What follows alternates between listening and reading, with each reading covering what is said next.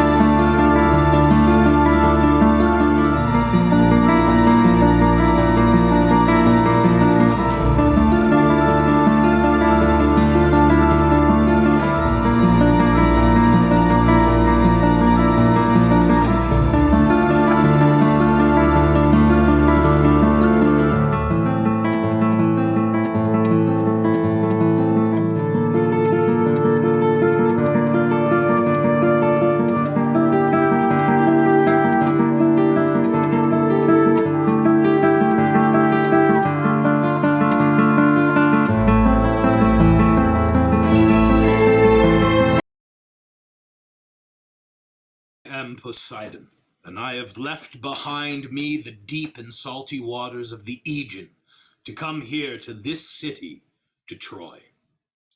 The beautiful daughters of Nereus dance their delightful swirling steps with their splendid feet in that ocean.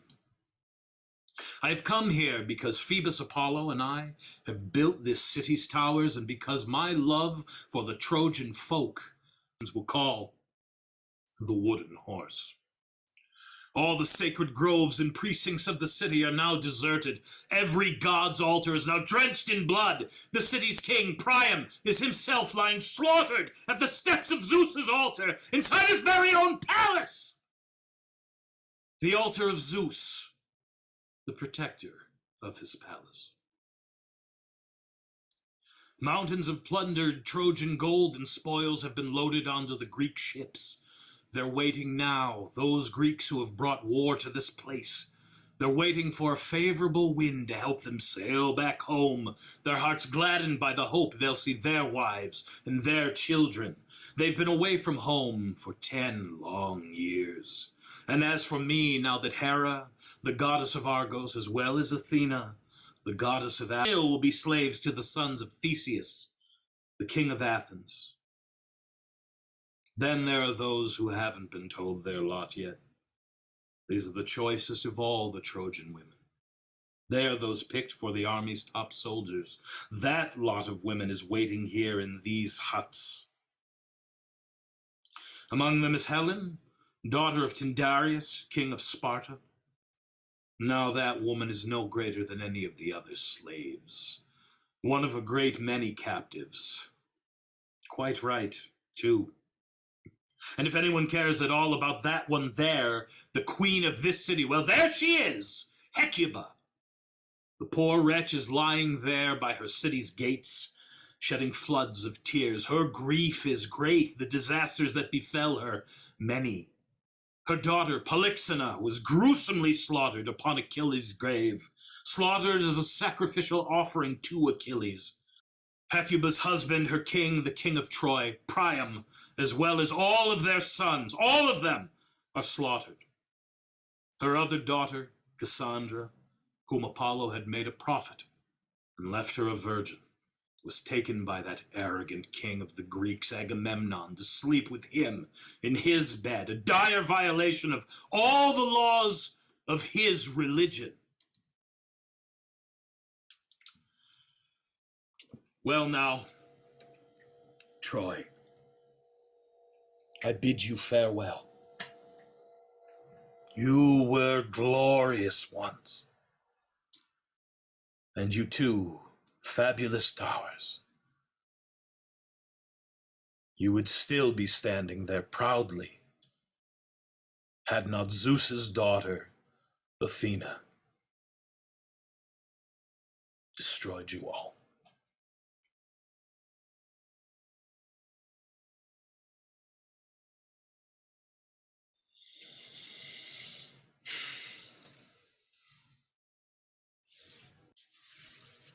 Poseidon!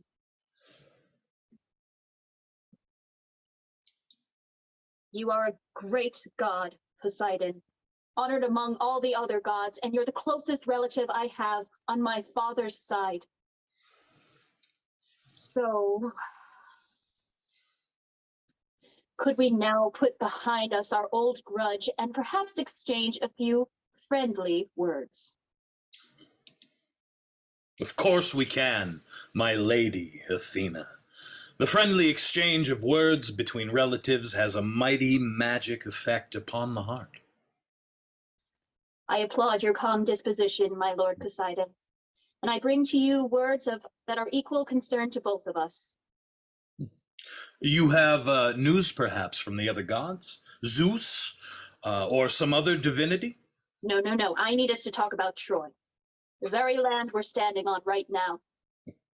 I have come to ask you for your assistance.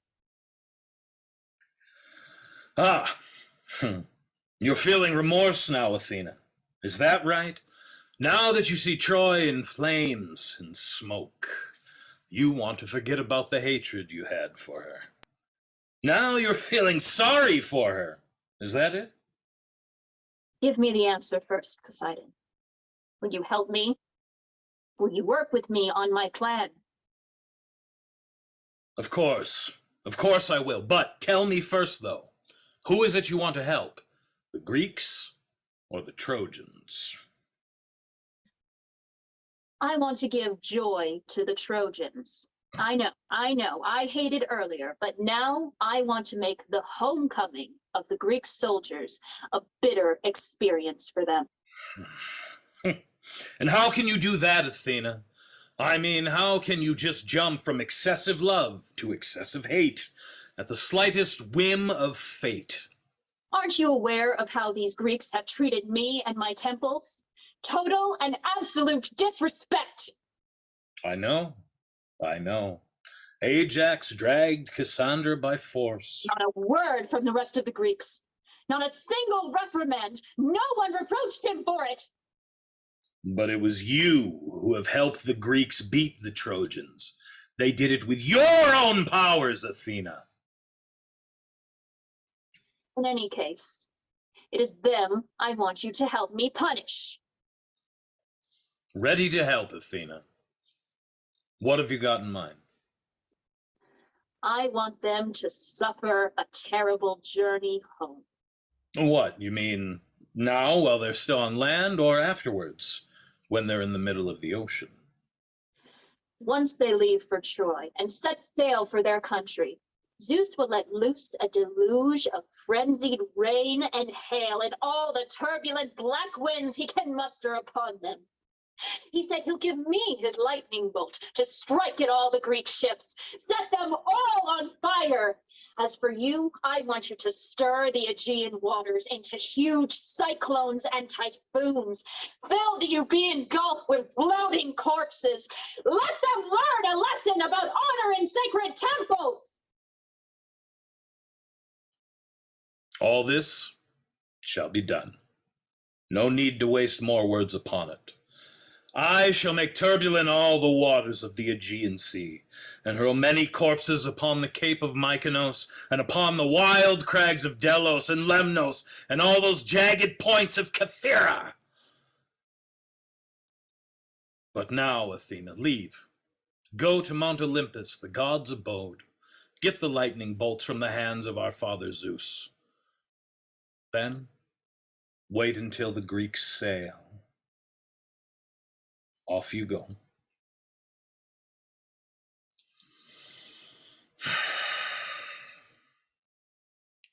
The mortal who sacks a city and then destroys its temples and its graves, the sacred homes of the dead, is a fool, because his own destruction will certainly follow.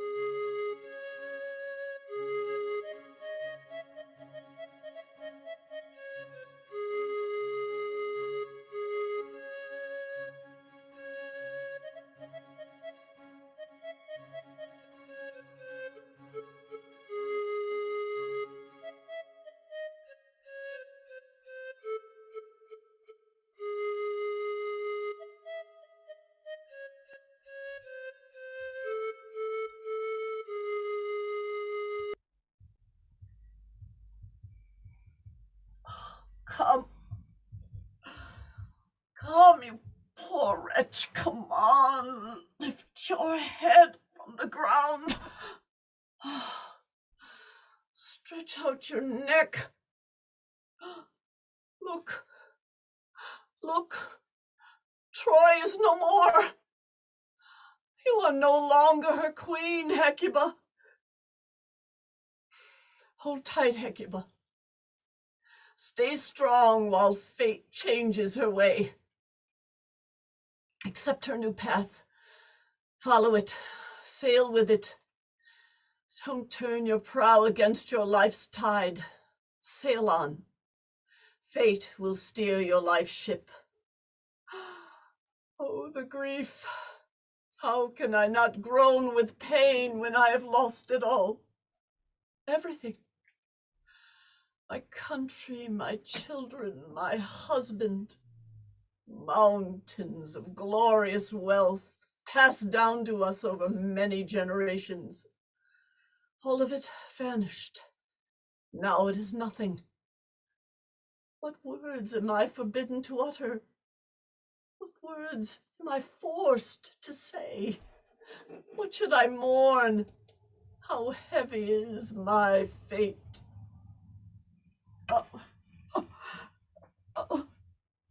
Oh, my back, my joints.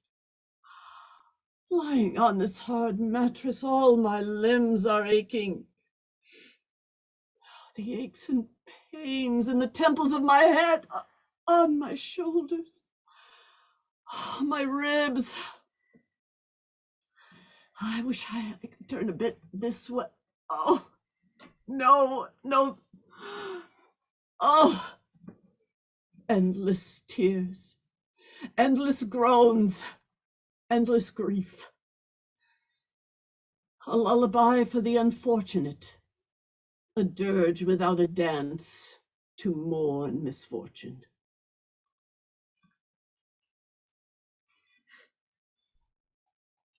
Prows of swift ships, the oars of men, guided you through the purple waters of the ocean, sailing from the quiet harbors of Greece all the way here to the sacred city of Troy. Oh, I still hear it, the screeching of your dire trumpets mingled with the sweet tones of our gentle flutes. You came and hooped your Egyptian-plated ropes onto Troy's harbors. What for?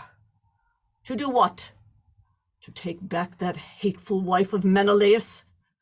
What a blight upon her brother Castor's name she is, and a stain upon that of Eurotas, her father. That woman who slaughtered Priam, the father of 50 sons. That woman who hurled so much black misery upon me, Hekabe, queen of fabulous Troy. Queen no more.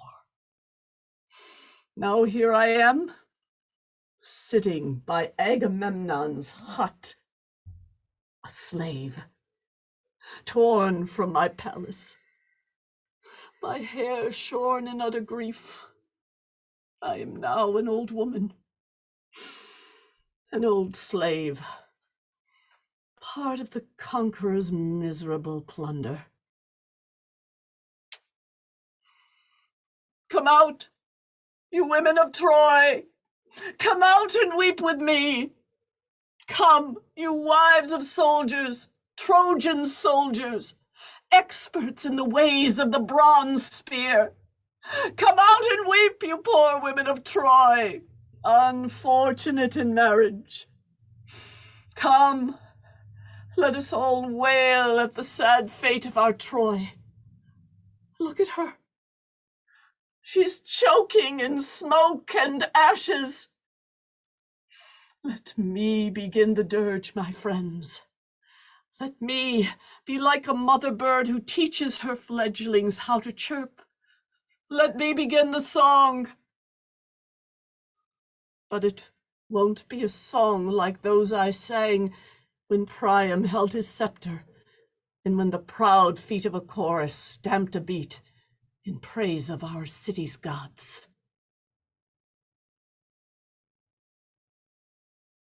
Hekabe? What is it? What are you saying? Why are you crying? What do your words mean? I could hear your sad speech in the hut. Panic spins in the hearts of the Trojan women inside that hut. They grieve over their slavery. The hands of the Greeks are at the oars of their ships right now, my darlings. What? Why? What do they want? Will they take us away from our home? I don't know, darlings, but I sense the worst. Come out! Come out, friends! Come out, you poor Trojan women! Come out and hear what's in store for you! The Greeks are getting ready to sail home. But no, please don't bring out my daughter Cassandra. Don't bring her out here. She will be seized by one of her frenzied attacks, and she will embarrass me in front of all the Greek soldiers. Don't bring Cassandra out. Add no more to my calamity. Poor, unfortunate Troy, you are lost, and lost too are those who leave you, whether they're alive or dead. I'm trembling with fear. We heard your crying from inside Agamemnon's hut, Hekabe. Tell us, have the Greeks decided to kill us? What news from the Greeks? All the Trojan women in the huts are terrified. Have the Greeks taken their oars down from the sterns of their ships? Child, I was out here at the crack of dawn, out of my wits with fear. Have the Greeks sent a herald for us? Whose slave will I be, poor wretch? Your lot will be drawn any minute now. Will it be a soldier from Argos, or from Phthia, or from some other island country? Who will be my master, I wonder? I am sick with fear. Miserable soul, old and withered soul, useless like a drone and at death's door, a ghost in the underworld. Who will be my master? And where? What will I be doing? Will I be waiting at the guests? Or will I be a nurse for the master's children?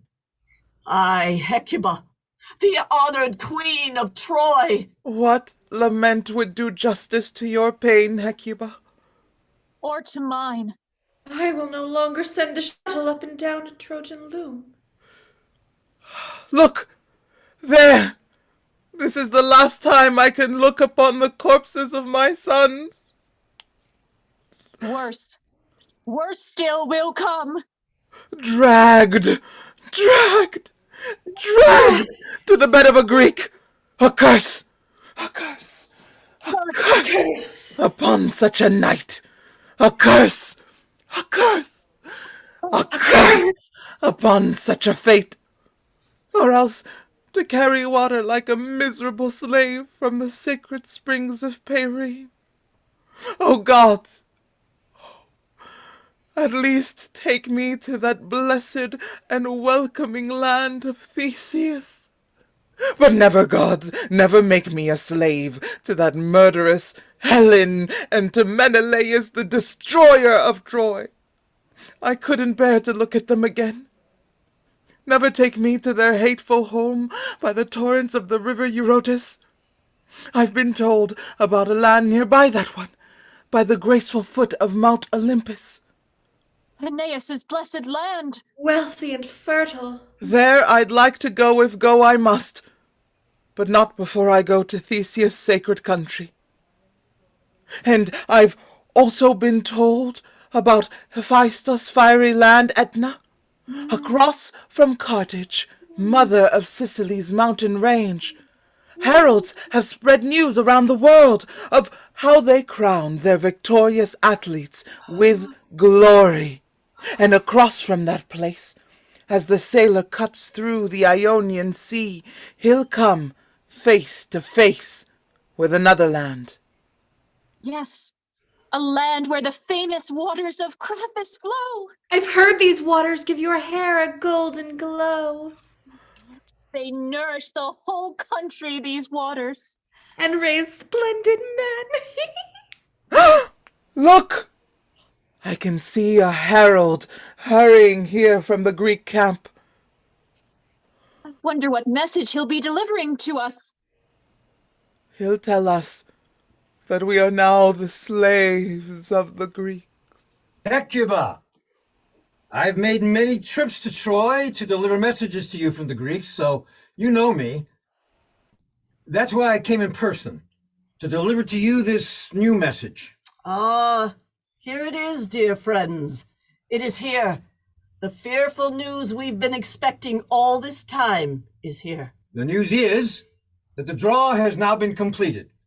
You've all been allocated to your Greek masters. What was that you were afraid of? What city, then, are we off to? Some place in Thessaly or Phthia or one of Cadmus' countries. You're all each drawn to a different man. You were not drawn as a lot. Oh, then who is allotted to whom? Which among us Trojan women are the lucky ones? I know who goes with whom. But ask me about individuals, not groups. Tell me then, Talthybius, who has drawn my daughter, my unfortunate daughter, Cassandra? She was Agamemnon's special prize. So, she will be the Spartan woman's slave? What misery! No, not a slave to her, but a secret bed partner to him. Is this true? Cassandra? The very priestess of the god with the golden hair Apollo? But the god himself had granted her the gift of a virgin's life. Eros has pierced the king's heart with his arrow.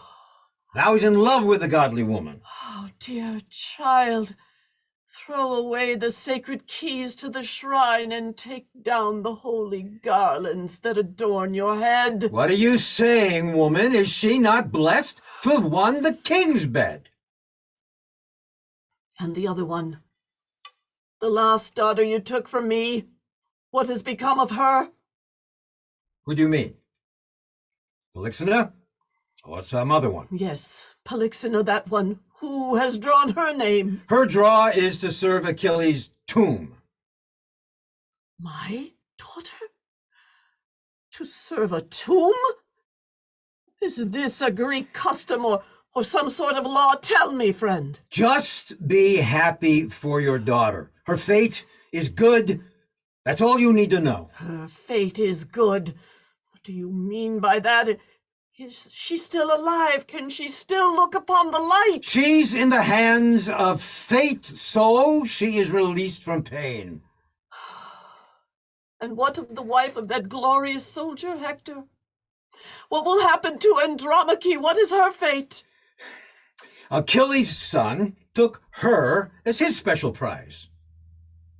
And me? What will become of me? An old woman with an old head, who needs a stick to add to her 2 feet to walk on 3. Whose slave will I be? You'll be serving Odysseus, king of Ithaca. Oh, Hecuba, what fate rules you?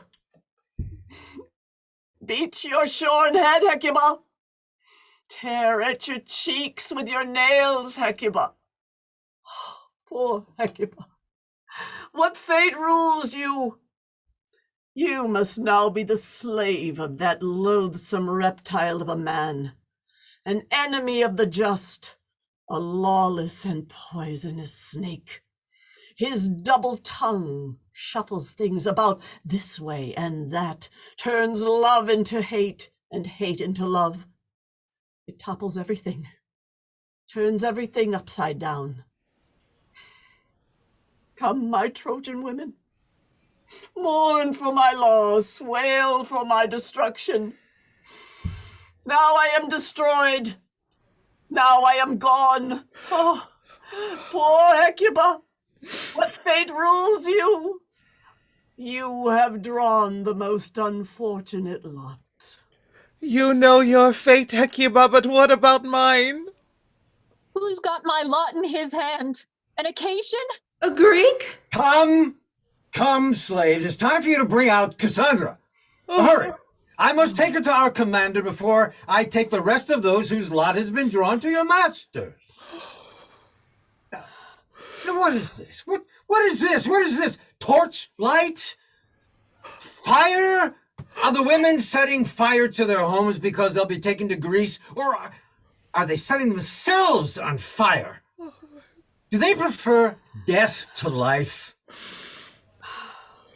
It's a hard thing for the free to put their heads into the yoke of slavery in times of such misfortune. I know, but open up! Open the door! I'd hate to be blamed for something that's good for these women, but bad for the Greeks. No, Telthibius. No one is setting anything on fire. It's my daughter, Cassandra, rushing about. She is possessed by a divine madness. Lord!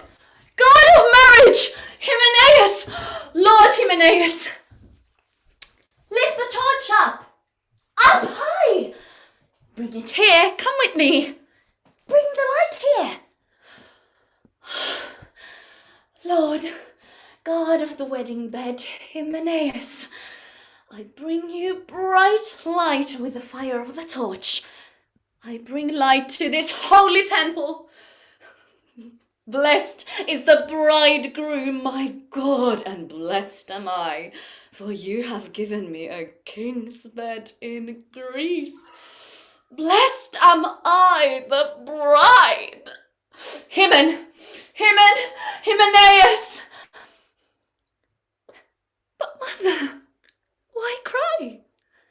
Why lament the loss of my dead father and our destroyed city? See, I have lit the torches to give light and dignity to my marriage. Here, Hymen, I bring you bright light. Come, Hecuba, you too. Carry the wedding torch to my bed. It is the bed of a virgin. Our customs decree it. Come, friends, dance! Oh, kick your feet this way and that. Kick them high. Dance as you have danced back in my father's happiest days. Oh, what a divine dance. Come, Apollo, lead our dance. I am getting married. I am the priestess who serves you in your shrine, your laurel-covered shrine.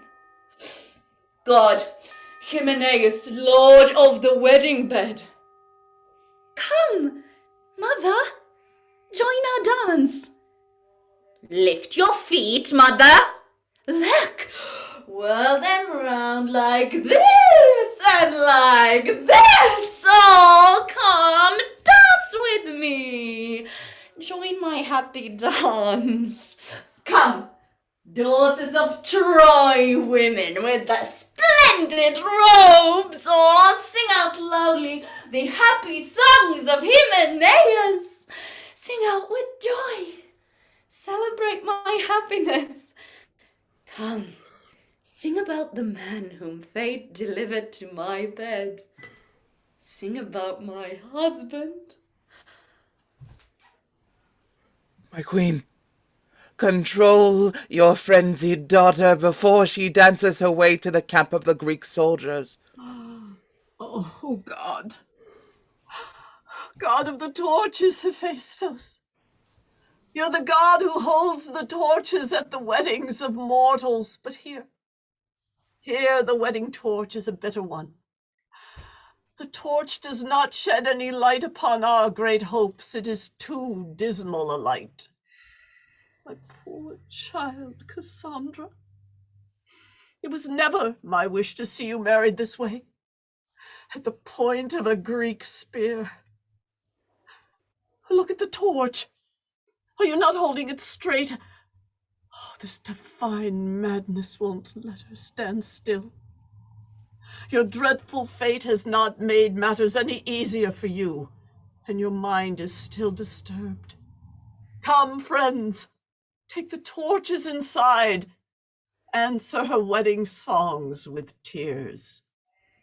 Mother, come. Wrap my head with wreaths of victory. Dress me up like a bride. Be happy for me. Be happy for my royal wedding. Come, send me off to the bridegroom. And mother, if I give you any resistance in this, if I hold back at all, then drag me there by force.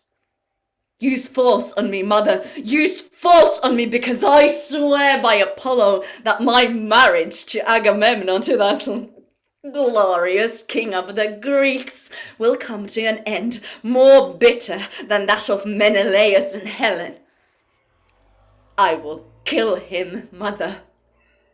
I will destroy his city, mother, and I will avenge the murders of my father and my brothers. But enough of this lament for now. I will not now tell of the axe that will fall upon my neck and upon the neck of others. Nor will I tell about the matricide that my marriage will cause, or the destruction of the house of Atreus.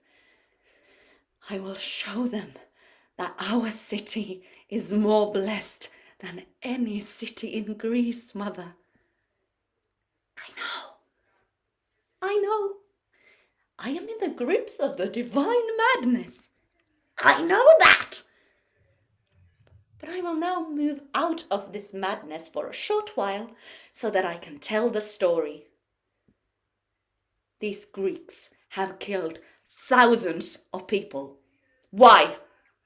Because of one woman and her unbridled lust. Because they wanted Helen back. And their leader, what a wise man their leader is. In his efforts to destroy what he hated, he destroyed what he loved. He killed his own daughter, mother. He sacrificed his little Iphigenia, mother. That leader of theirs has destroyed the joy of his very own house. He has abandoned his love for his children so as to get the love of his brother. And all for the sake of one woman. A woman who had left her husband, not because she was forced to, but because she wanted to. And so they came here, camped by the banks of our river Scamander, not as exiles from their own fortresses, but because of their own free will. And soon after they arrived here, they began dying. The god of war Ares saw to that. Ares deprived them of ever seeing their children again, and of being dressed and prepared for the underworld by the hands of their wives. Those Greek men lie here, beneath a foreign soil. And back in Greece, things were just as bad, Mother. Women were made widows. They had lost their brave husbands. Many mothers lost their children. Others still died without any children because they saw that raising them would be all in vain. Houses emptied, tombs neglected. There was no one there to make blood offerings to the gods. This is the real price the Greek army has won. This is the real prize they have truly earned. But now let my muse stay silent about the Greeks, lest it be said that I sing only of disasters. But the Trojans, Mother, the greatest glory goes to them, my mother. It is they who have died for their own country. Those who died on the battlefield died on their own land, and their corpses were carried to their tombs by friendly hands. They were buried beneath their own earth, Mother, with all due honours given to them by their own folk, the proper folk. And those Trojan men who had survived the battle would be living with their families, their wives and children in their own homes. These are all the joys that the Greeks have never felt. And Hector! You might all think his fate was a bitter one, but listen, this is how things actually are. He has died gloriously, and with the reputation of a very brave man, a reputation that he owes to the Greeks, because had they not turned up, no one would have known about his bravery. And Paris took as wife Zeus's very own daughter. Had he not done that, had he married some other woman, who would have heard about him and about his house? But of course, people with any sense at all would avoid war. But if war does come, then glorious deaths are no garlands of shame for a city, though to die shamefully would be a disgrace for it. So, Mother, don't feel sorry for our city or for my marriage, because through my marriage, I shall destroy all those who we both hate. How you laugh in the face of misfortune, Cassandra, in the face of a misfortune that will destroy your whole house. And how you love to prophesy things that just cannot happen. I swear, woman, had not Apollo maddened your mind, I'd have you punished severely for sending my generals off on their journey home with such ominous prophecies. Still, seems that those with intelligence and fame are no better off than those with none, because here we have the great general of the Greeks, the beloved son of Atreus, falling in love with this mad woman here. Our great Agamemnon has chosen her above all the other Trojan women. Now, I might not be as rich as he, but I would I would never have chosen her as my mistress, that's for sure. And you, Cassandra, well, since your mind is not well, I've decided to cast all your praises for the Trojans and all your curses for the Greeks to the winds. Let the winds carry them away where they may. But now, pretty bride, but now, follow me to the ships. My commander's bed awaits. And you too, Hekabe, when Laertes' son Odysseus calls you, you follow him. Now, those who've come to Troy say that you'll be the servant to a very wise woman.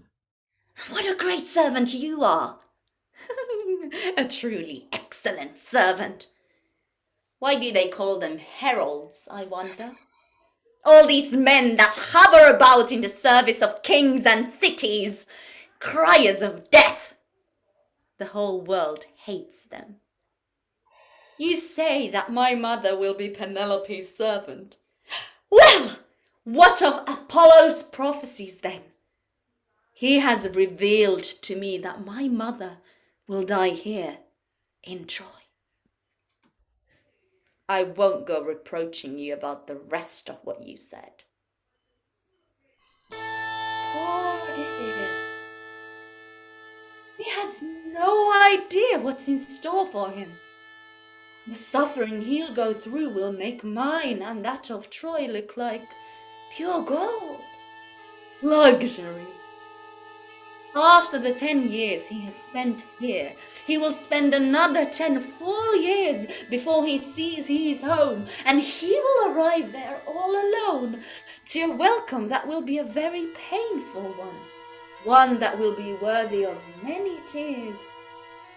And his journey home will be much delayed by Charybdis, that gruesome beast that dwells in the rocks of a gorge that he must pass through, and by the mountain dweller and eater of human flesh, Cyclops, and by the Ligurian Circe who turns men into pigs, and by his ships getting wrecked on the vast and salty sea, and by his lust after the lotus fruit, and by the frightening human voices that the slaughtered cows of Helios will make a bitter sound for Odysseus' ears. To shorten the narrative, folks, Odysseus will enter Hades, and after he escapes the waters of the wide ocean, he'll arrive home, where a million evils will welcome him. But why do I bother singing the catalogue of Odysseus' pains? Come! Hurry up then! Take me as quickly as possible. I shall marry my husband in Hades! Oh, Agamemnon, chief of all the Greeks, how glorious your fame! But your burial will be the burial of evil men, Agamemnon. Evil, since you are evil yourself. A grave dug by night it will be, not one that sees the daylight. Me? What of me? Apollo's prophetess. I shall be a corpse, tossed about by the winter waves as they thrash violently about past my groom's grave. A naked corpse, ready for the wild beasts to feed on. Me, the priestess of Apollo. And you? My sacred ribbons. Ribbons that adorn the god I love the most. What of you? Farewell. I'm finished with the festivals, with all the celebrations I once loved so much. Go! Fly, my ribbons! Oh, leave me. Leave my body now. I tremble at the thought of giving you up. You leave a body that is pure still. Go! Fly through the spinning winds and go to my prophetic lord Apollo. So where's your generalship? Which way do I go to climb aboard? Come! Come, herald! Do not waste any time searching for a favorable wind to swell your sails. Hurry, because you're taking me with you. Me, one of the 3 spirits of vengeance. No, don't cry. Oh, dear land, land of my brothers and of my father. All of you are beneath your own soil. You will receive me too. You will receive a victorious Trojan woman, because I will have destroyed those who have destroyed us, the house of Atridae.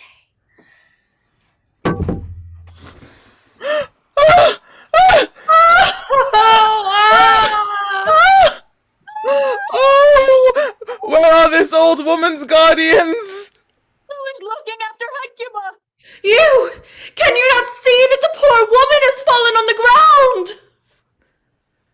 and not a word from her. Quickly! Quickly! Quickly! Pick her up! Come on! What? Will you leave her there on the ground, you terrible women? Come on, pick the poor old woman up! No! Oh, let me stay here. Let me lie here. Unsolicited kindness is not kindness at all, my girls. Leave me be. The body knows its proper place. It is here on the ground. Because of what I have suffered. Because of what I am suffering, and because of what I am about to suffer. This is the rightful place.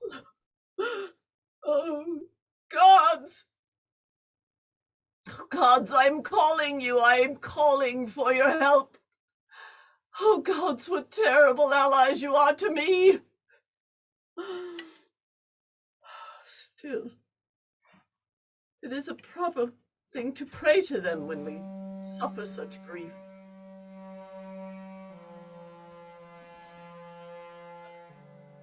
Let me tell you just how blissful my life was back then, so you may see just how dreadful my present fortune is. I was a princess who was married to a king.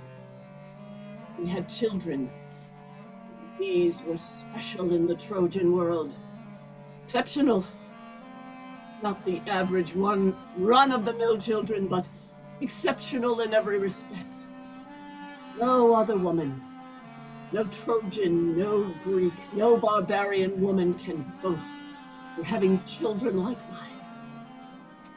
Yet I, alone, for every one of them fall and die by the Greek spear. And I alone have shorn my hair at their tombs.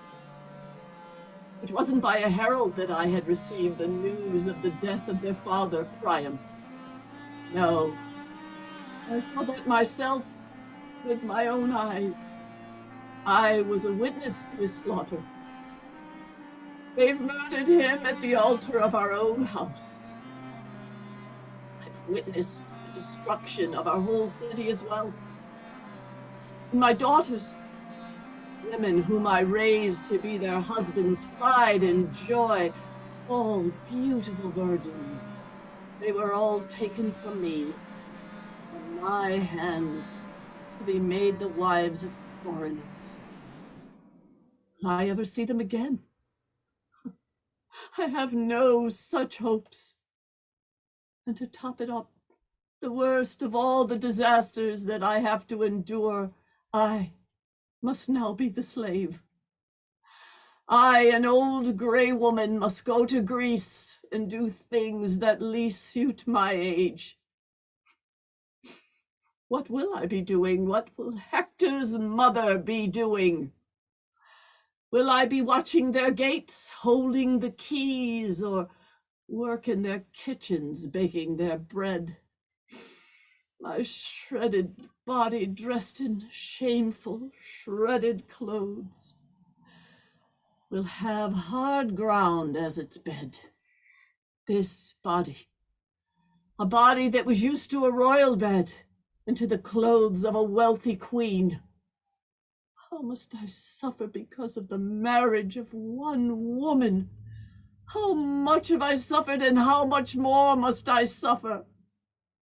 And you, my child, Cassandra, Cassandra, partner of the gods in their frenzy, what dreadful fate will accompany your pure love to the gods? And you, poor darling Polyxena, where are you now? Oh, so many sons, so many daughters, all my children, all in vain. None can help now. So why bother lifting me up from this place? What do you think I could do? What hope is there for me? Let me be. My poor feet once wandered softly on Troy's earth, but Now these days are gone, and now I am a slave. Now drag me to a pile of stones that I may crush myself upon, and with tears battering my heart I die there. Think no man happy until his hour of death. Come, Muse. Come, help me sing this dirge. Help me tell this new story of ill-fated Troy. A story that is full of tears. The Greeks rolled a huge structure built on 4 wheels into the city, and it was that structure which brought about my destruction and my miserable enslavement. An enormous horse made out of mountain pine, chiseled by the sharp adze. A construction whose noise reached the heavens.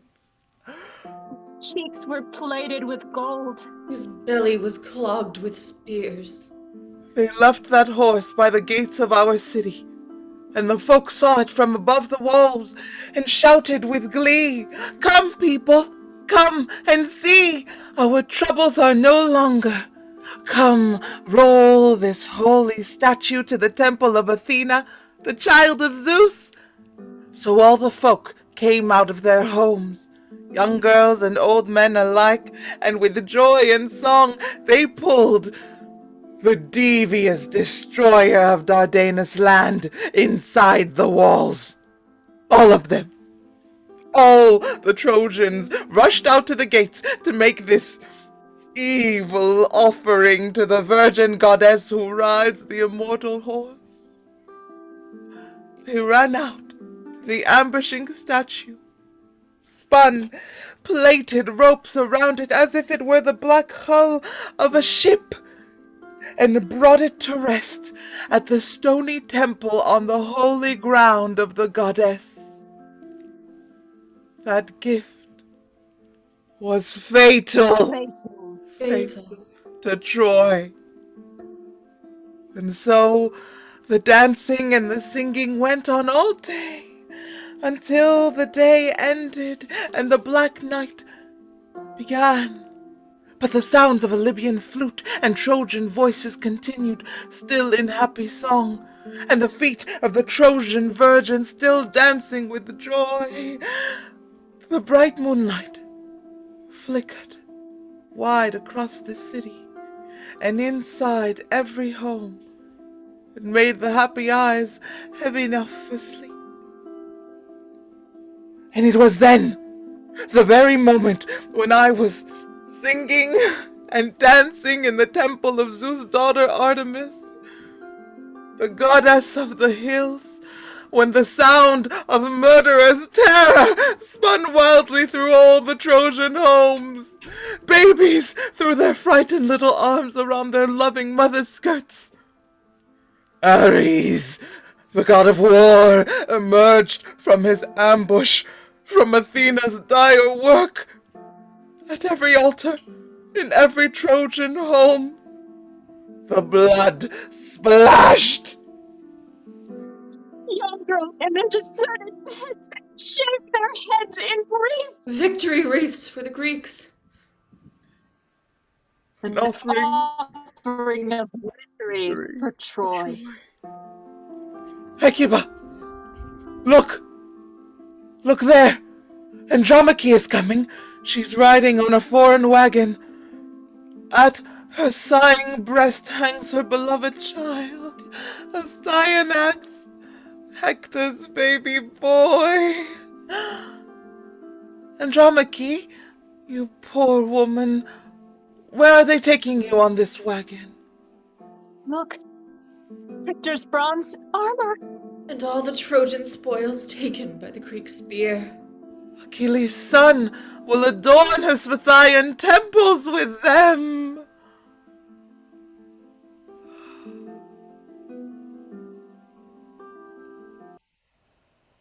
The unfortunate find sweet solace in tears, in wailing, and in the singing of dirges. Hecuba, Hector's mother, the mother of a man who has killed many Greeks. Do you see all this? I see, my child. I see that this is the work of the gods who want to show us that they can exalt things that mortals think are nothing, and that they can tear down things that the mortals praise. Look here, Hecuba. Look at me and look at my son. My son and I are carried away like nothing more than spoils of war. The nobly born are turned into slaves. Fate has changed everything so much. Fate is a mighty force, Andromache. Only a few minutes ago, the Greeks have taken my Cassandra away. Poor soul. It seems another Ajax has suddenly appeared to rob you of your daughter. And then you have more troubles to deal with. Troubles indeed. Endless troubles. No way to measure them, no way to count them.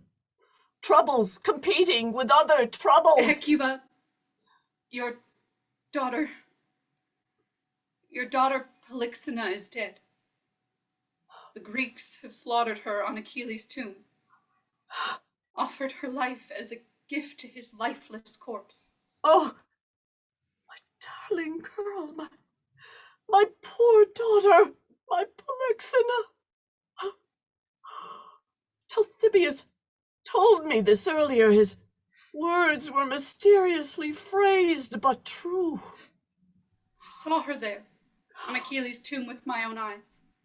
Got down off this cart and put a cloak over her corpse. Then I stayed and lamented her loss with my tears. Unholy, sinful death! Oh, my darling daughter, how despicable your slaughter! Despicable or not, Polyxena died, but she is still luckier than me. Don't say that, my child. Being dead is not the same as being alive. Being dead is to have nothing. Being alive is to have hope. Come, mother, mother of many children, listen to some wise words. Listen, and they will cheer your heart. To be dead and to be unborn, it is the same thing. But if the choice is between a miserable life, mother, if it is between a miserable life and death, death is preferable. Because the dead feel no misery. They know nothing of grief. Whereas for the living mortals, if a happy woman falls into misery, she must deal with the memory of the joys she previously enjoyed. Her soul seeks the joys of the past. And so, it is the same with Polyxena now. She has died, and so it is just the same with her as if she were never born. As if she had never seen the light of day. She knows nothing now of her misfortune. I, on the other hand, mother, I have seen and known joy. I've always dreamt of achieving a good name, and there I hit the mark. I have tasted joy. But now, mother, now my fate has turned, and I have fallen into misfortune. In Hector's house, I have been a good example of a virtuous woman, behaving in every way like a modest, virtuous woman should behave. Whatever it is that people would expect from a married woman, I did. I stayed inside the house because I know that the gossiping tongues chatter idly against a woman who ventures outside her home. Put aside all such desire. Nor did I let those women with the subtle gossip enter my home to tell me about the world outside. I simply listened to my own mind. It's a good mind. It's a good enough teacher for me. As for my own tongue, I kept it quiet. And I've kept a lowered eye before my husband because I knew well when I should win an argument and when I should give him the victory of it. It was the fame of this virtue that spread through the Greek camp and which destroyed me because the moment they captured me, Achilles' son wanted to make me his wife. And so I'll be the servant in a murderer's house. If then I were to put Hector out of my mind and put my new husband in my heart, I would be disloyal to the man who died. Yet if I show my revulsion towards my new husband, my master, I'd be hated by him. They say that one night in a man's bed erases all revulsion towards him. No. I think no woman is worse than a woman who, having lost her husband, puts all memory of him aside and turns to love the bed of another. Not even a little pony, a mare, an animal with no speech or reason, a beast whose nature is much inferior to ours. Not even a young mare would feel happy after losing her partner. She will find it difficult to put her head through the yoke again. Oh, Hector, my beloved Hector, you are enough for me. A strong mind, a strong heart, a wealthy house. I was an innocent girl. You took me from my father's house, and you were the first to unite with me in my maiden bed. But now, my Hector, now you are dead. I am now captive and taken aboard a ship to Greece to work the yoke of slavery. So, Hecuba, is Polyxena's death, a death for which you've spilled so many tears, a more miserable fate than mine?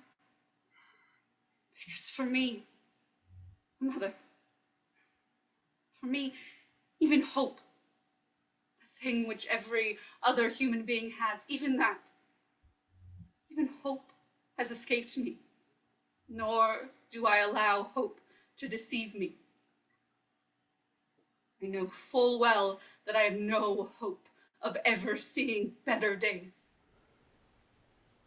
Though even such deceptions can be pleasant. Your misfortune, Andromache, is similar to mine. And as you speak of your own fate, you speak of mine at the same time. I know little of ships and sailors. So far, I've only seen pictures of them and heard a bit about them. But I've yet to step onto a ship's deck. They say that when sailors are faced with some storm, one that's not too violent, they try to save their lives by working quickly and eagerly. One of them works the tiller, others work the sails, and yet others try to bail the water from the deck. That's when the storm is not too violent. But if it is violent, if the waves of the storm swell and clash and overpower them, they let fate do her work and abandon the ship to the waves. And that's what I feel now. The endless misery that the gods have crashed upon me, overpowered my tongue, and I cannot speak. The gods have sent too great a torrent of misery upon me. So stop, my darling girl. Stop talking of Hector and his fate now. Your tears cannot save him. Now you must respect your present master and show him your wonderful nature. Win his heart. And if you can do this, you'll bring joy to many friends and raise this child of my child, to be a man and the greatest supporter of Troy. And then, in time, More sons from your lineage may raise our Troy to become a city again. Ah, but one concern leads to another. Who is this Greek herald coming toward us? I wonder what new decisions he brings us. Andromache, wife of the bravest of all the Greeks, wife of the now dead Hector. I have bad news for you that I will give you against my wishes. So don't hate me. These announcements are made by both the Greeks and the sons of Pelops. How ominous your words, Talthybius. Speak. It concerns this child, Andromache. Words. What words must I use? This child will be separated from me? Will he be given to another master? No Greek will ever be his master. What, have you decided to leave him behind? Here as a relic to the Troy that was? Andromache, I don't know how to break this awful news to you. I don't know how to do this gently. You show a good heart to try and soften the blow of bad news. The news is terrible, and I must tell it, Andromache. The Greeks will kill your son! I have never heard news more painful than this. It was Odysseus' decisions, voted in favor by the rest of the assembly. Will my pains never end? Will the disasters never stop? One dreadful misfortune upon another. Odysseus had told the assembly that they should not let the son of a noble grow into a man. Would any of them be just as convincing if it concerned their own son? He's convinced them to have the child thrown from the Trojan towers. Now let that happen, Andromache. You would be doing the wiser thing. Bear this misfortune with the noble courage you have. Don't insist on holding the boy. You are weak, Andromache. You're weak and powerless. There's no one here to defend you. Think carefully of this woman. Both your city, your husband are gone. Your life is in the hands of others. How can a single woman possibly hope to fight against the Greek army? Well, think of that, Andromache.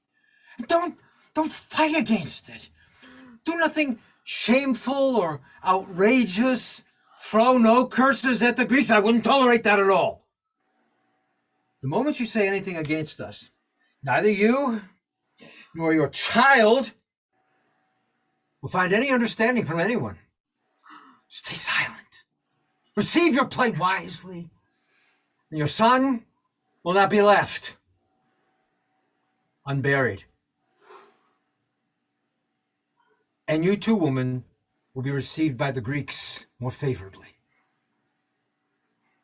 Oh, my sweet child, my darling son, our enemies will murder you. You will leave your mother all alone. You will be killed because you are a noble and the son of a noble. A noble, brave man who has saved many, but who cannot save you. Disastrous marriage, dreadful wedding. You've brought me here to Hector's palace not so that I bear a child that would become the sacrificial victim of the Greeks, but one who would rule over all the people of Asia. You're crying, my darling. You understand the awful fate that awaits you. Your sweet little arms hug me. They hold tightly to me like a little bird trying to bury itself in its mother's wings. Hector, her glorious father, will not emerge from below the earth with his spear to come and save you. Neither will any of his family, nor anyone from Troy's mighty army. darling. You will be thrown mercilessly from a high cliff. Your neck will break, and there you will let out your last breath. Oh, young, sweet child. The sweetest burden a mother can have, dear child. Oh, sweet fragrance of your baby flesh. It was all for nothing then. It was in vain that my breast suckled you while you were in your baby clothes. All my work, all my pain, all my concern about you, it was all for nothing. Come, darling. Come now, hug your mother for the very last time. Come, put your little arms around me. Come, kiss your mother on the lips, darling.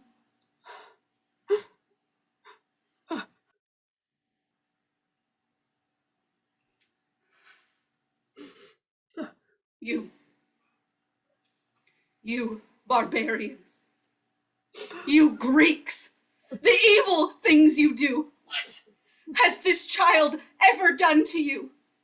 Why kill an innocent little boy? Oh, Helen, product of Tyndareus lineage, Zeus was not your father. I'd say you're the daughter of many men.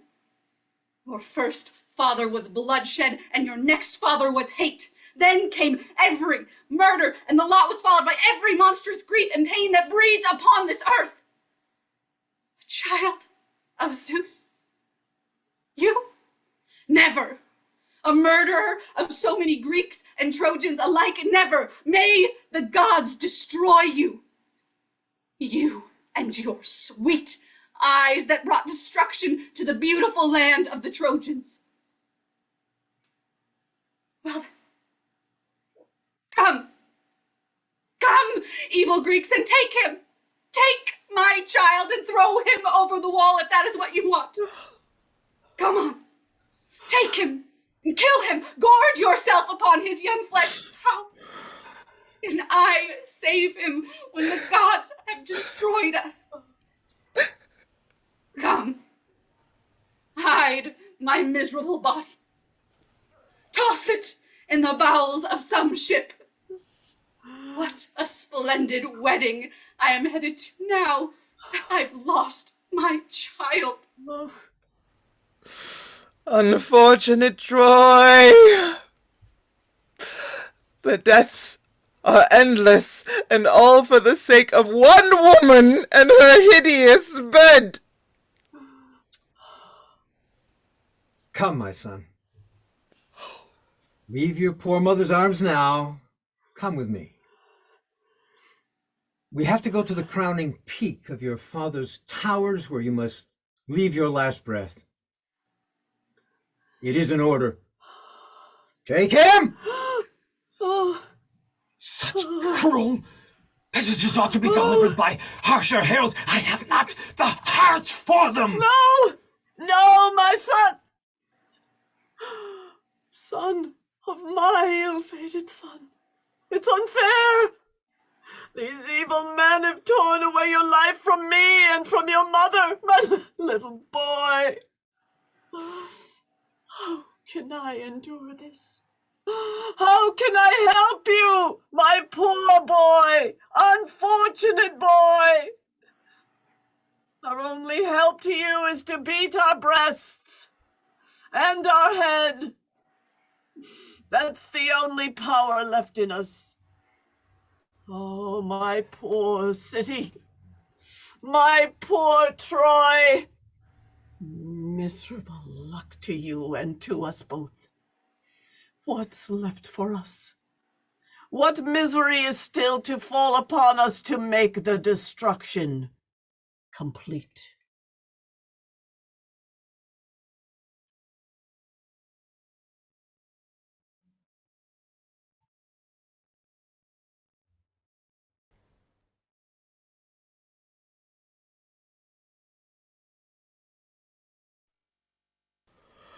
Oh, Telamon, king of Salamis, the island home of bees, an island washed endlessly by the crashing waves. An island near the sacred rocks of Athena's temple. Where she first revealed to the world the sacred sapling of the green olive. A heavenly garland for her, and a gem for her dazzling city, Athens. It was you who came here, Telamon, here in Troy. A long time ago you had come here with Heracles, Alcmene's son. Heracles, the master of the bow and arrow.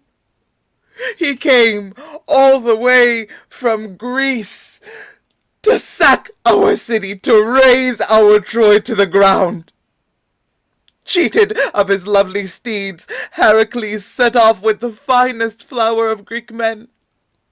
And when he reached the banks of Simois with its sparkling streams, he put down his sea-going oars, tied ropes to his sterns, and stepped upon the land, with his precise arrows all ready to murder Laomedon.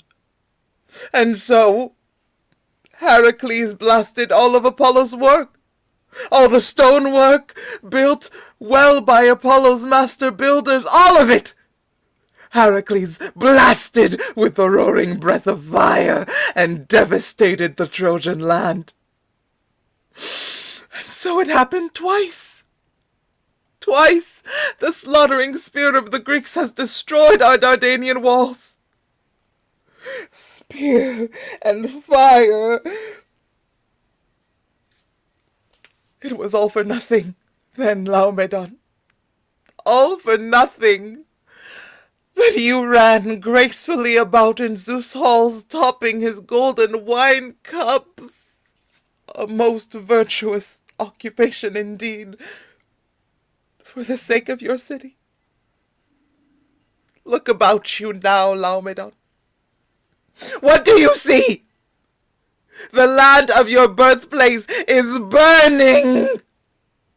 Listen. Hear that, Laomedon.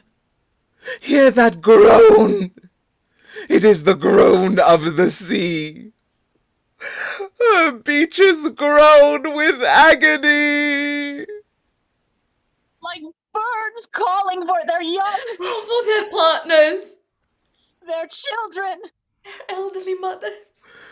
Gone are your splendid bathhouses, the race course you used to race your horses on. And as you, Laomedon, carry that beautiful young smile of tranquility around the throne of Zeus, here, the whole of Priam's land has been wiped out by the Greek spear. Oh, Eros, son of Zeus, you came once to the halls of our king Dardanius to accomplish the will of the heavens. You've come and you've raised Troy's towers high, high into the heart of the heavens. But no, I won't talk of Zeus' shameful deed. But then what of Dawn?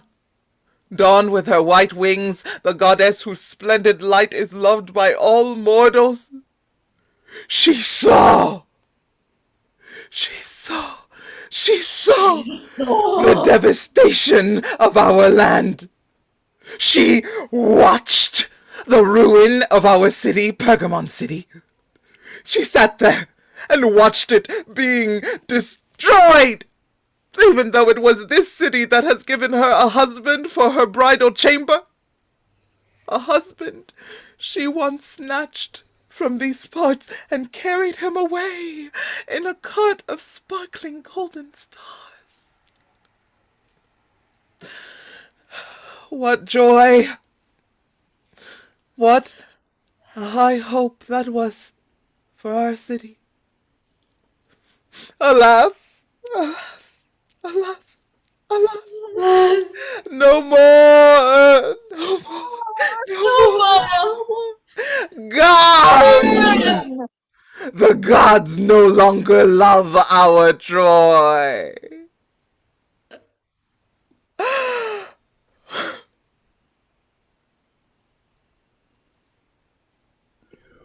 What a glorious day this is! Soon I will be holding in these arms my wife Helen. I am Menelaus, and I, as well as all the Greeks, have suffered a great deal. I have come to Troy not, as many think, merely because of a woman, but because I wanted to punish the man who treated my hospitality with contempt. A man who deceived me and stole my wife from within my own palace halls. That man and his country have been punished. The Greek spear saw to that. So now I have come for... I get no pleasure uttering her name for that Spartan woman. That woman who... I admit once was my wife. She's here in these huts, among all the other Trojan women prisoners. The soldiers who lost so much fighting on her account have left it to me to either kill her here, or if I want, to take her back to Greece alive. I've decided not to kill her here in Troy, but to bring her back aboard our ships to Greece and kill her there. Let those Greeks in Greece, those who have lost loved ones in this war, see and feel some justice. Right. God, go into the hut and drag the murderous bitch by the hair. Bring her here, and when the winds are favorable, we'll take her back to Greece. O Lord, Zeus, pillar of the earth upon which you have your throne, who you are and what you are is impossible for mortals to fathom. Hear my prayer, Lord, whether you are a human thought or a natural law. Your ways are silent, Zeus, yet you drive all human affairs toward justice. What do you mean by this silly prayer? I praise you, Menelaus, for wanting to kill your wife. But let not her eyes fall upon yours, or she will tempt your passion again. Her eyes enslave the eyes of all men, enslave their cities, and set their houses on fire.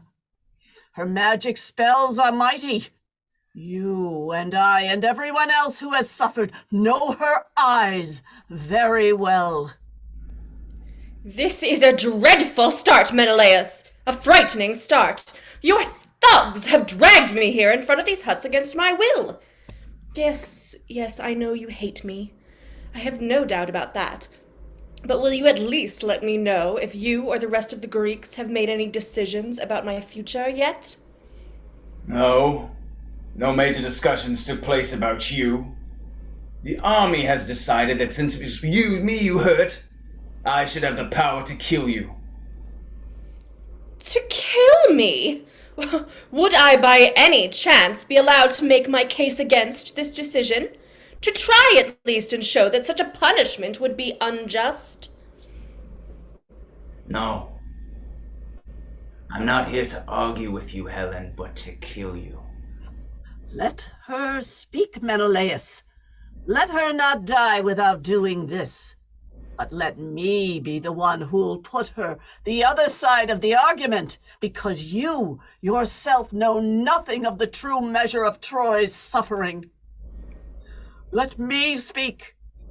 I can assure you, my story will result in her death.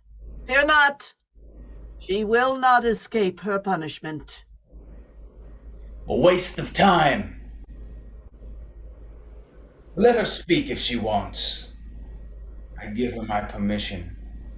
Not because she has asked for it, but because you, Hecuba, because you have asked for it. Let that be made clear. Well, in any case, since you see me as your enemy, you won't be responding to my arguments, even if they are just. So all I can do is argue against the accusations I think you'll be making against me. First of all, you should direct your accusations at her. It was she, Hecuba, who gave birth to Paris, and it was then when our troubles began. The destruction of Troy and of my own came about because of Priam, her husband, who should have killed Paris. He should have done that when Paris was a baby. That baby visited her in her dream when she was pregnant with him as a blazing torch. But listen to what followed his birth, the birth of Paris. It was this man who judged the 3 goddesses in a beauty contest. Pallas Athena bribed him by promising him that he would head the Trojan army against Greece and destroy her utterly. Hera's promise, on the other hand, was that if he gave her the prize, he would be made ruler of all Asia and Europe. But Aphrodite, who knew and admired my beauty, told him that her prize to him, if he declared her the most beautiful of the 3 goddesses, would be me. So now listen to what happened after that. Aphrodite, of course, won the contest, and that victory brought about my relationship with with Paris. A relationship, Menelaus, that proved to be of benefit to Greece. How? Because the Greeks are not ruled by barbarians, which would have happened if Paris had chosen one of the other 2 goddesses. You were neither beaten by a foreign army, nor were you ruled by a foreign king. Greece benefited from my misfortune. Greece has gained happiness whilst I gained misery. Because of my beauty, I was sold. And instead of crowning my head with garlands, the Greeks now treat me with disdain. Of course, I know you'll now tell me that all this doesn't explain my sliding out of your house secretly. The explanation is that Paris came to Sparta with an ally who is not at all insignificant. The goddess Aphrodite herself was with him, and so, call him Paris or call him Alexandros, it was he who has destroyed this land. And it was you, you despicable man, you who let Paris come into our palace, and then left him there while you went off to Crete. Never mind. As for what happened afterwards, it's not to you I'll direct my questions, but to me. What got over me? What on earth made me leave my country and my home to follow him here? If you must punish anyone, Menelaus, then punish Zeus. Come, are you strong enough to do that? Punish that god, because even though he rules all the other gods, he is Aphrodite's little slave. Go on, punish him and pardon me. This is where you could make some wise comments. You could say that since Paris was killed and hurled into the underworld and my god-driven marriage dissolved, I should have left my marriage home and come to the Greek ships. But that's exactly what I wanted to do. Ask the guards of the walls and the watchmen at the towers. They will be my witness. They will tell you that they've caught me often enough using ropes, trying to sneak down the battlements of the city, but my second husband, Deiphobus, would always catch me and drag me back to his house, even against the will of the rest of the Trojans. Well then, my husband, after all my efforts to come to you, should not you be giving me an award for bravery instead of killing me? Another man has taken me into his house and made me his slave. Would not the award, rather than the death, be more just? Who can argue against the will of the gods? And if that's what you want to do, then someone better tell you how stupid that would be. Come now, my queen, defend your children and your country. Her speech was strong, persuasive, forceful, eloquent. You must destroy it because she's guilty of something dreadful. First, let me represent the goddesses and, at the same time, prove that this woman is a liar.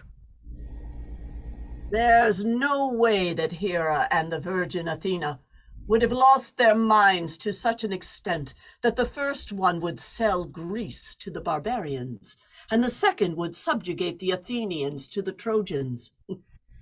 Nor have they ever gone to Ida to engage in some silly beauty contest. Why would they want to do such a thing? Why would Hera suddenly be overcome by such a silly desire to boast about her beauty? Was she after another husband? Someone stronger than Zeus, perhaps? I wonder, who could that be? There is none, Helen. There's no one more powerful than Zeus. And Athena, what was that goddess after? Marriage with one of the gods? She has run away from the marriage bed by asking her father to grant her eternal virginity. No, Helen, it won't work.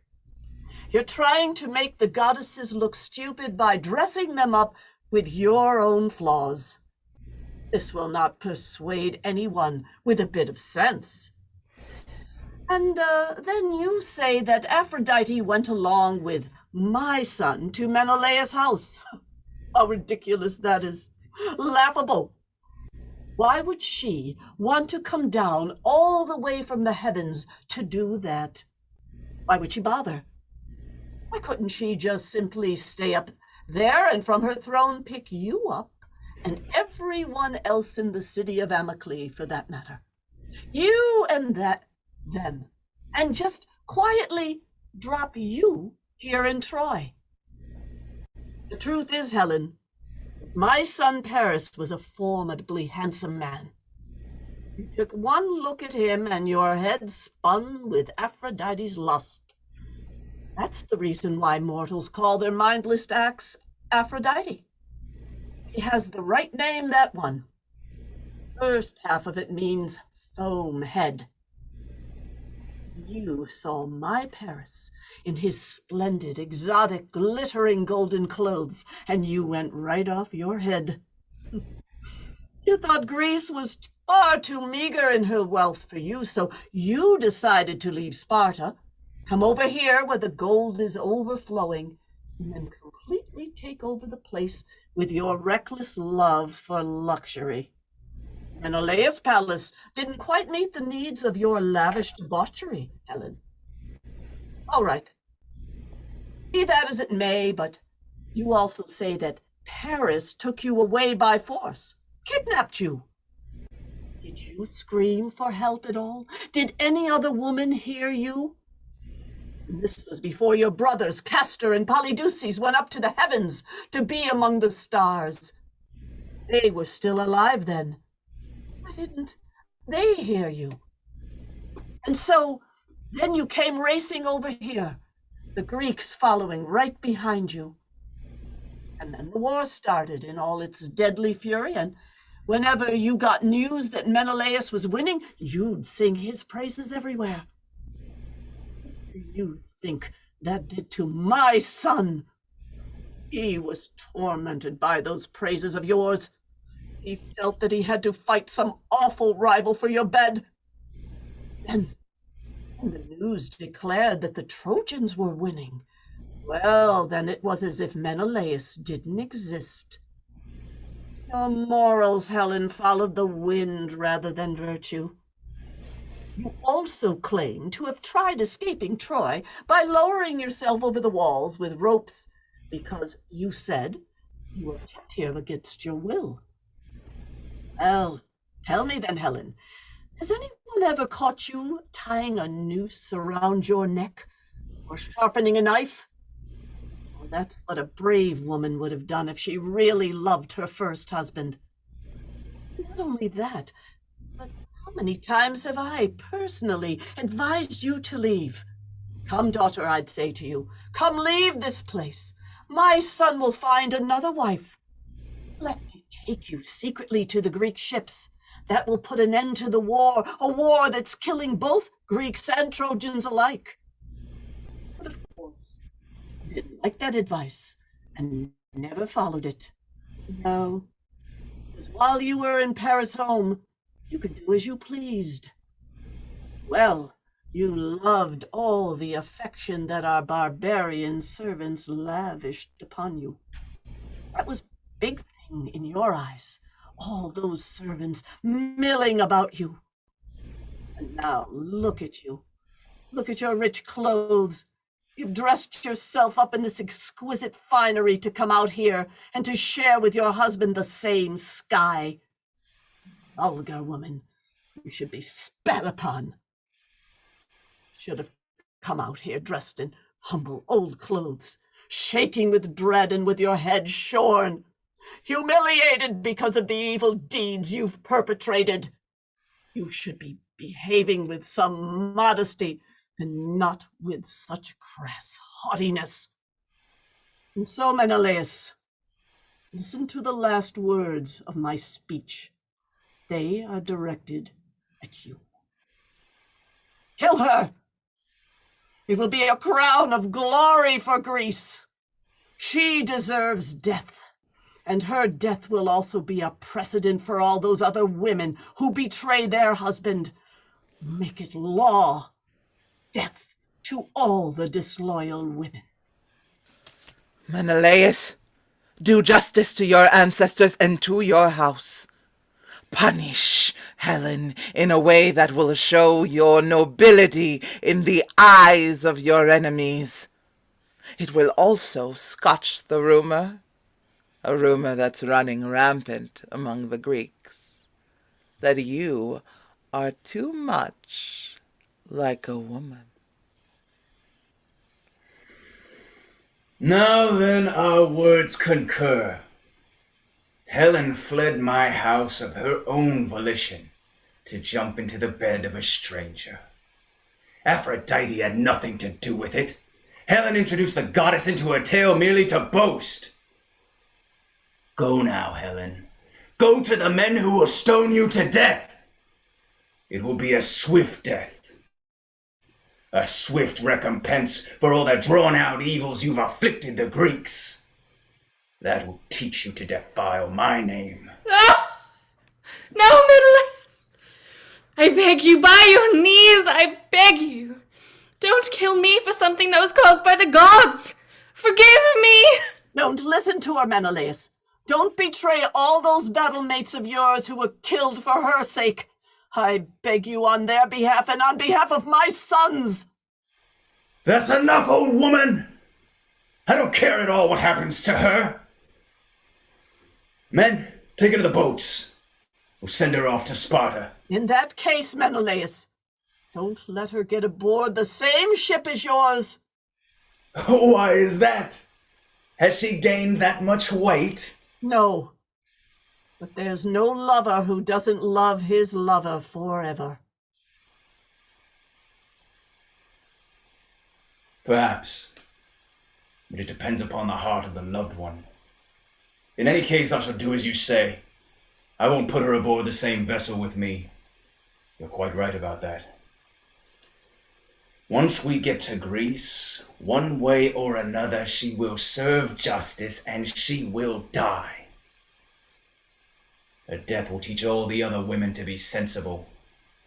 And that will certainly be a difficult thing to achieve, but nevertheless, her execution will strike fear into the hearts of the foolish women and the worst of the shameless sluts.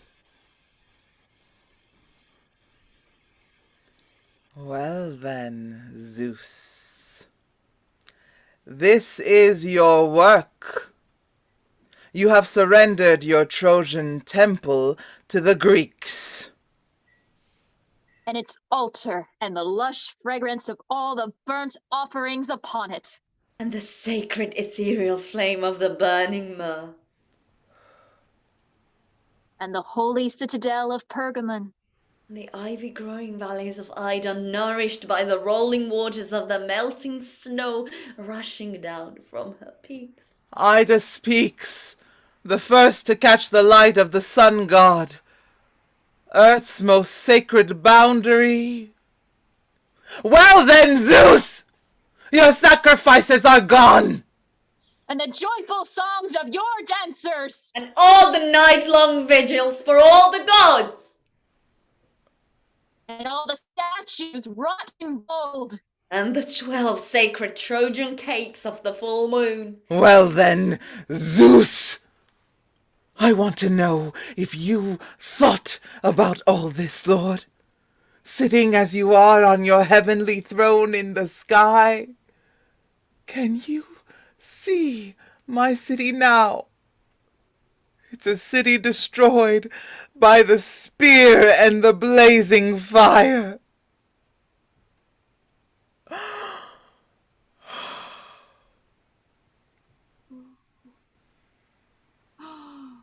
Oh, my dear husband, your soul is wandering all about. Your corpse is left unburied, deprived of the burial bath. The ship will carry me over the sea and rush me to the horse-loving land of Greece. There, where the stone walls built by the Cyclops reach the sky, and where the children are gathered about the gates, their eyes filled with tears as they groan and weep and sadly mumble, "Mother, mother." The Greeks are taking me all alone. They're taking me down to the black ships, and with oars that cut the water, they will deliver me either to the holy Salamis or to the high peak of the isthmus with its twin path, where the gates lead to the land of Pelops. Oh, may the gods burn! Burn! That ship! Oh, Zeus! Burn Menelaus' ship with a dreadful holy lightning bolt! Burn it! Burn it! Just as it sails through the Aegean. Oh, burn it, Zeus, as it takes me from my Trojan home, with my eyes flooded with tears. They are taking me into exile as a slave in Greece. Your daughter Zeus, Helen, will hold a golden mirror. A golden mirror. What a delightful toy that is for little girls. I hope she never reaches her father's home in Sparta. Or Menelaus. I hope he never gets to the city of Patana, nor return to the temple of Athena of the Golden Gates. Menelaus, husband of the most shameful woman in Greece, Helen, who brought great grief and destruction to the streams of Samois. Oh, oh, oh. Despicable sight. Despicable fortune. One disaster falling upon another. Oh, look! Look here, you poor Trojan wives! Look upon the corpse of Astyanax! They've hurled him down from the tower. Here they are, Hecuba. The women are bringing you some of Troy's spoils. Here are the adornments for the boy's corpse. Oh, child, how you've touched my heart. Oh, you've touched my heart, dear baby. Astyanax, Astyanax, Lord of the city. Lord of the city. Lord of the city. Lord by name, and Lord you once were in my eyes. Here, little lord.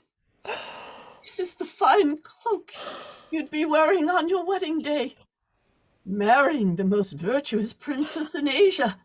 Here, I'm wrapping your dead little body with it now.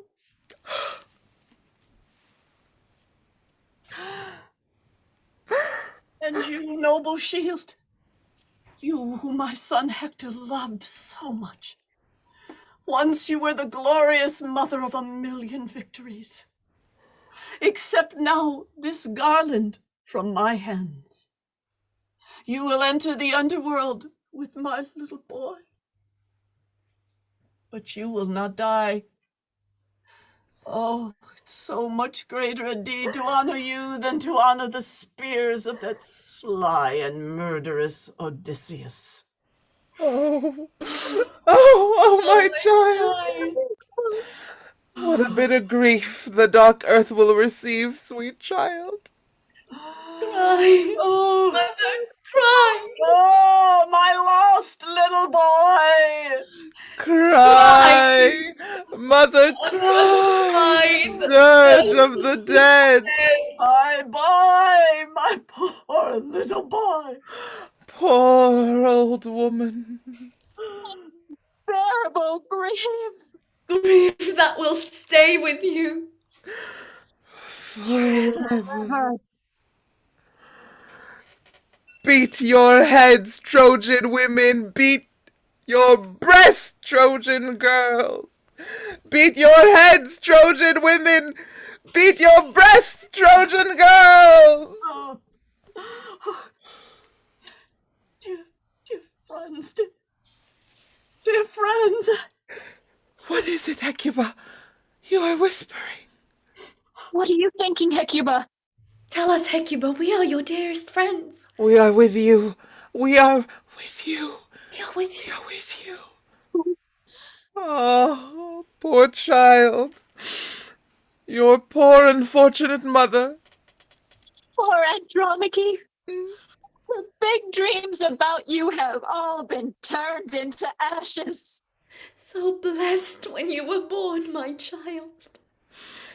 A prince. A blessed prince. So horribly murdered. Look! There! Who are these men up there, up on the roofs of Troy's houses? They are waving lighted torches about. A new disaster is falling upon Troy. You captains! You've been ordered to burn Priam City. Don't just stand there with the torches idle in your hands. Throw them about. Burn the place!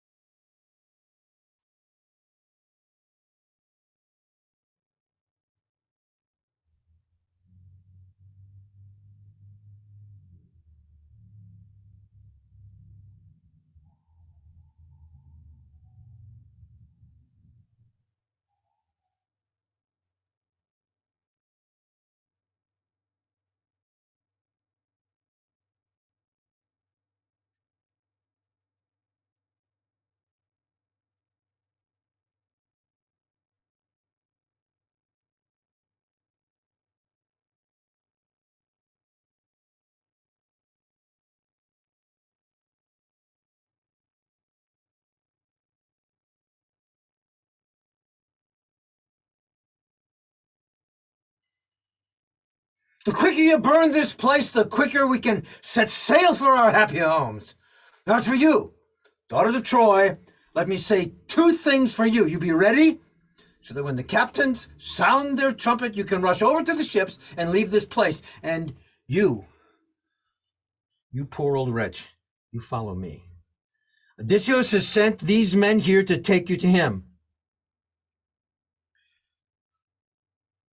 Luck of the draw, old woman.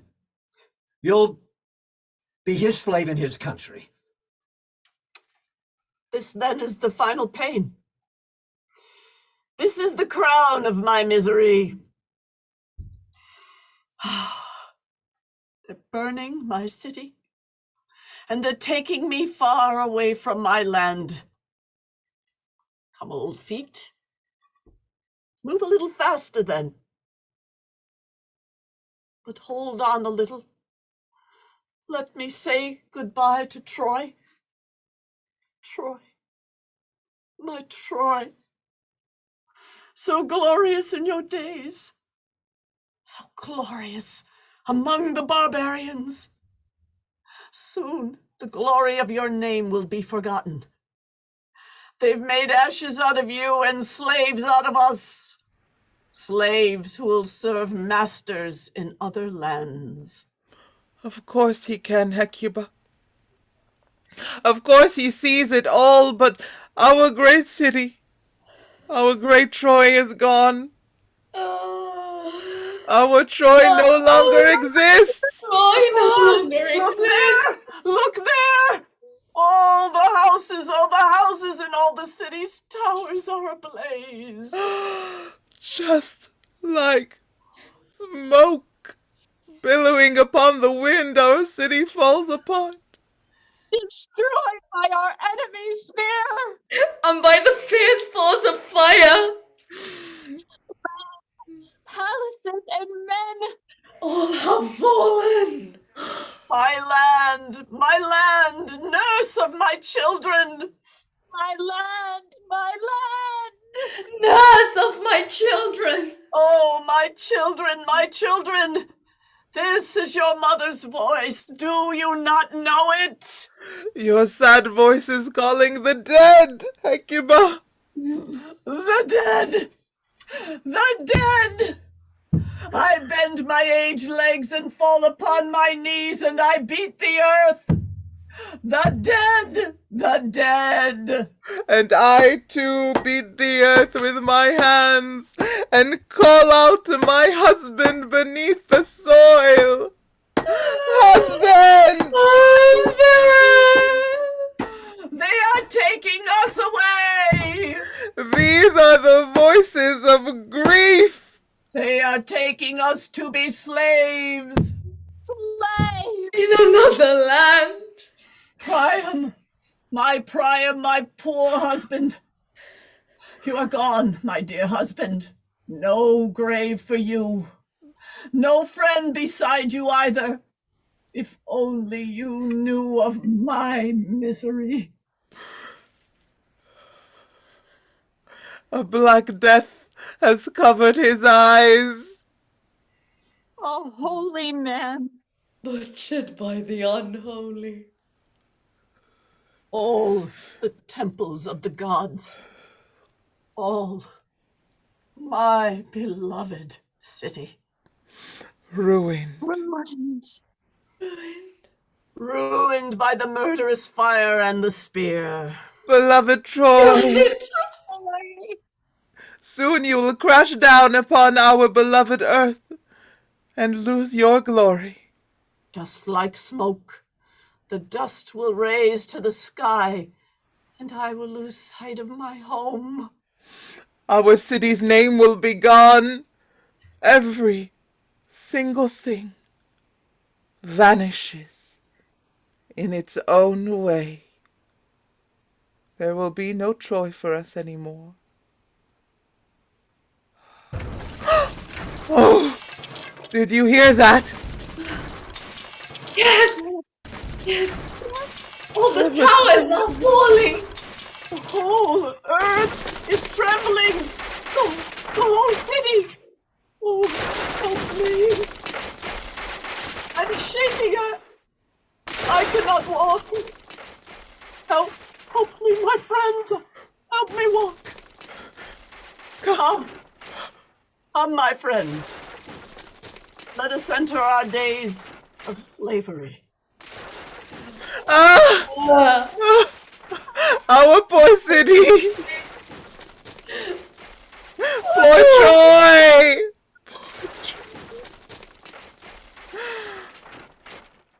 Come, then, let us all go to the ships of the Greeks.